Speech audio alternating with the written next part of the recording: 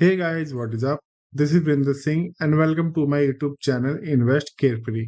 लोगों में आजकल बहुत कंफ्यूजन बनी हुई है ETF एंड इंडेक्स फंड को लेकर कि ETF क्या है, इंडेक्स फंड क्या है, आपके लिए क्या सही है। तो आज इस वीडियो में आपकी ये कंफ्यूजन बिल्कुल दूर हो जाएगी, क्योंकि इस वीडियो में मैंने ETF एंड इंडेक्स फंड का डिटेल कंपैरिजन किया है, ताकि इस वीडियो को देखकर आपको पता चल जाए कि आपके लिए क्या सही है एंड क्या नहीं। सो गाइस, बिना इधर उधर की बातें किए फटाफट से वीडियो को स्टार्ट करते हैं। तो कंपैरिजन स्टार्ट करने से पहले एक बार देख लेते हैं कि इंडेक्स फंड एंड ETF में फर्क क्या है, इनके अंदर बेसिक डिफरेंसेस क्या है। तो गाइस, इंडेक्स फंड एक तरीके का म्यूचुअल फंड ही होता है। अब आप बोलेंगे कैसे? देखिए गाइस, म्यूचुअल फंड दो तरीके के होते हैं, एक एक्टिव म्यूचुअल फंड एंड एक पैसिव म्यूचुअल फंड, जिसके लिए कंटिन्यूअसली एक या दो फंड मैनेजर की जरूरत होती है, जो कि डिसीजन लेते हैं कि अपने म्यूचुअल फंड में से कौन से स्टॉक को कब इन करना है एंड कब आउट करना है, ताकि उनका फंड ग्रो हो।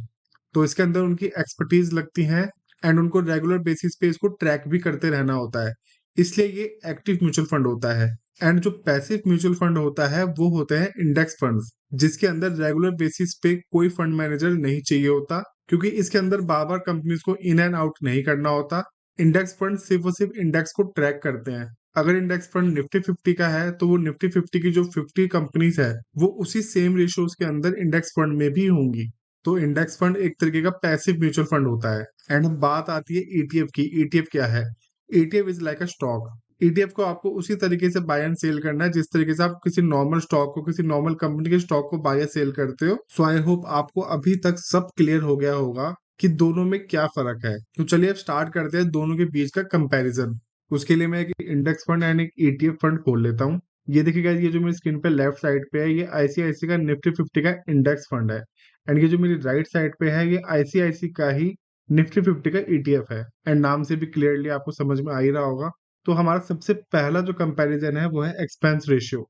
देखते हैं कि इंडेक्स फंड में क्या एक्सपेंस रेशियो आपको देने पड़ते हैं। तो गैस, इंडेक्स फंड के अंदर जो आपके एक्सपेंस रेशियो है वो है 0.17%। एंड अगर बात करें ETF की, तो ETF का अगर हम देखेंगे तो है 0.03%।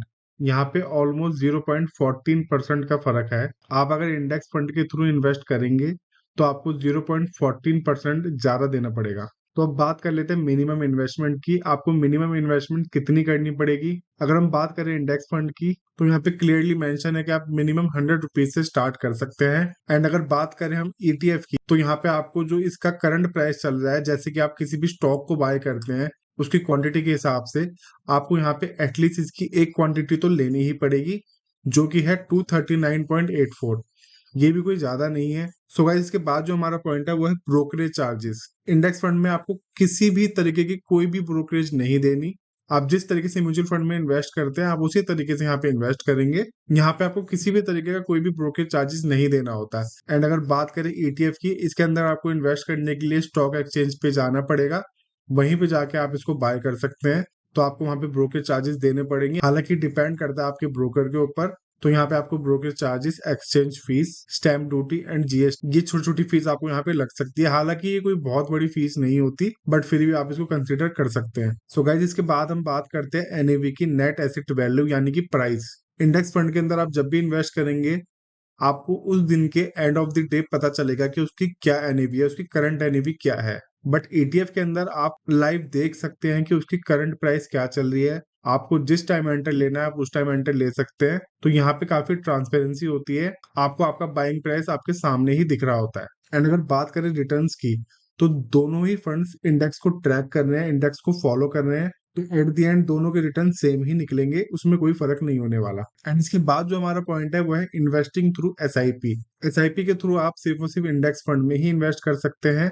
आपको ETF के अंदर SIP इन्वेस्टमेंट का कोई भी ऑप्शन नहीं मिलने वाला। आपको यहाँ पे मैनुअली आके बाइंग करनी पड़ेगी। आपको जितनी भी क्वांटिटी चाहिए आपको यहाँ पे मैनुअली आके परचेज करनी पड़ेगी। एंड अगर बात करें इन्वेस्टिंग ऑप्शंस की, तो इंडेक्स फंड के अंदर आपको किसी भी डीमेट अकाउंट की जरूरत नहीं है, बट आपको ETF बाय करने के लिए एक डीमेट अकाउंट की जरूरत पड़ेगी ही पड़ेगी। आप बिना डीमेट अकाउंट के ETF में बाइंग नहीं कर सकते।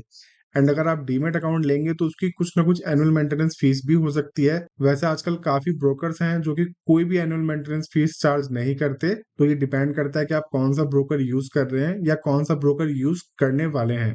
एंड जो अब हमारा लास्ट पॉइंट है वो है लिक्विडिटी। इंडेक्स फंड के अंदर लिक्विडिटी का कोई भी मैटर नहीं है। यहाँ पे आपको जब भी सेलिंग करनी है आप आराम से सेलिंग कर सकते हैं। फंड मैनेजर कुछ लॉट्स बेच के आपको आपका फंड दे देगा।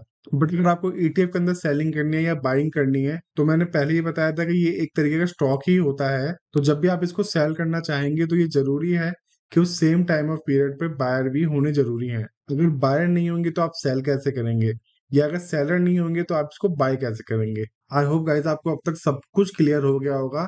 अब आपको ईटीएफ के थ्रू इन्वेस्ट करना है या इंडेक्स फंड के थ्रू इन्वेस्ट करना है, it's purely your choice.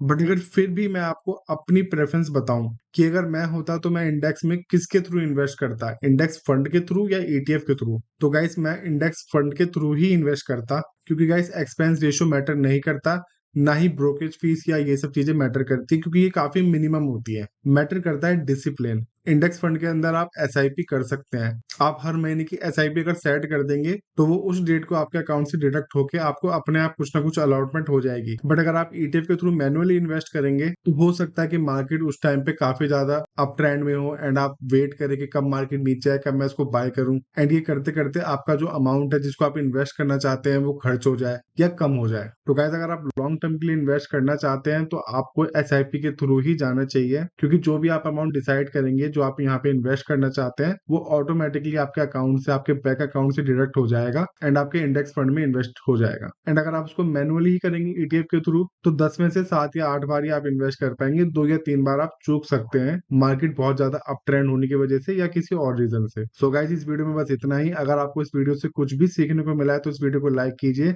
And इस चैनल को सब्सक्राइब कीजिए ऐसी और भी वीडियोस आगे देखने के लिए। एंड हाँ गाइस अगर आपने ग्रो ऐप पे अभी तक अपना अकाउंट नहीं बनाया तो आपकी स्क्रीन पे जो वीडियो दिख रही है इस वीडियो को प्ले कीजिए ताकि आप ग्रो ऐप पे अपना अकाउंट बनाना सीख सकें। तो गाइज मिलते हैं इसी वीडियो में, तब तक के लिए बाय।